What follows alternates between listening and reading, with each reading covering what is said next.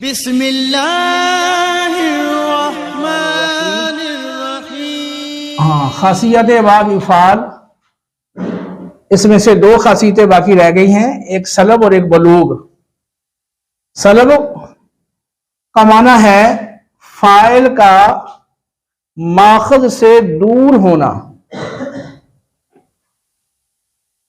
جیسے اقسط زیدن، زید قسط یعنی انصاف سے دور ہوا۔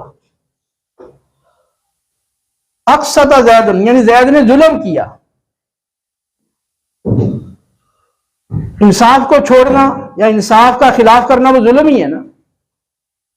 تو اقسط زید، زید ماخذ یعنی قسط یعنی انصاف سے دور ہوا۔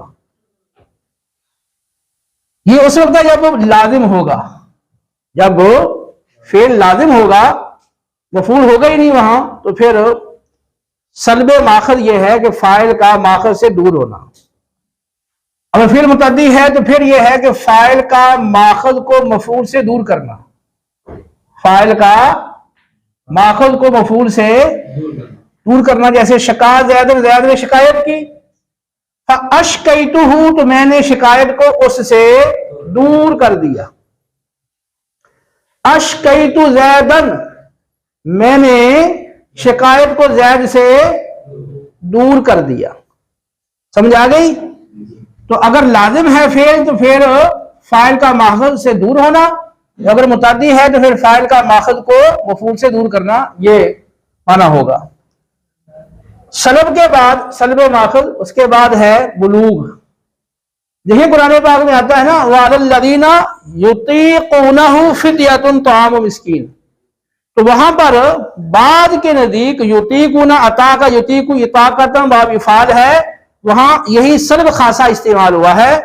وَعَلَى الَّذِينَ يُطِيقُونَهُ، اور ان لوگوں پر یطیقونہ جو روزے کی طاقت سے دور ہیں اور جو روزے کی طاقت سے محروم ہیں، یعنی روزے کی طاقت نہیں رکھتے، تو ان پر کیا ہے؟ فدیہ ہے، ایک مسکین کا کھانا۔ تو بعض نے وہاں یطیقونہ باب افعال کا یہی خاصہ سبب والا معنی وہاں کیا ہے۔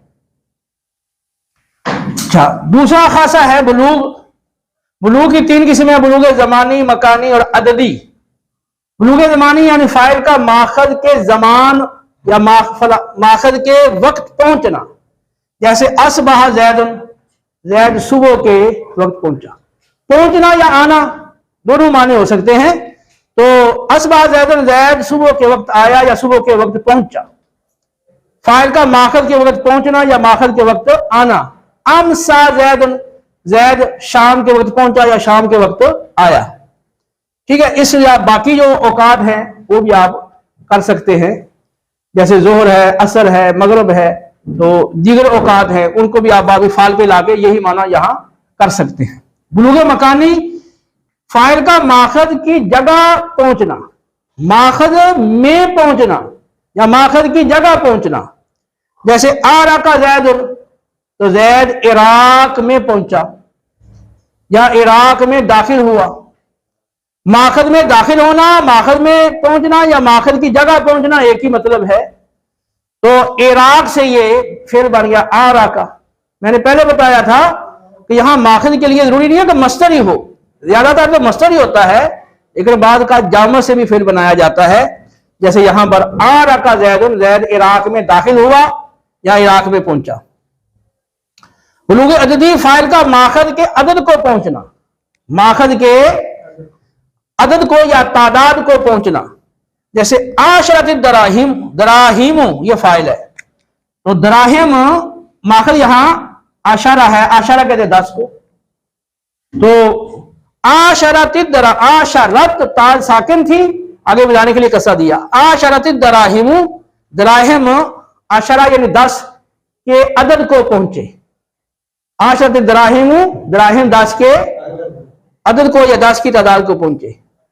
اچھے درس کو ذہن نشین کر لیں، انشاءاللہ اگلے درس کے اندر پھر میں یہ 15 جو خاصیات ہے باب افعال کی دوبارہ ان کی دہرائی کرواؤں گا مختلف مثالوں کے ذریعے سے۔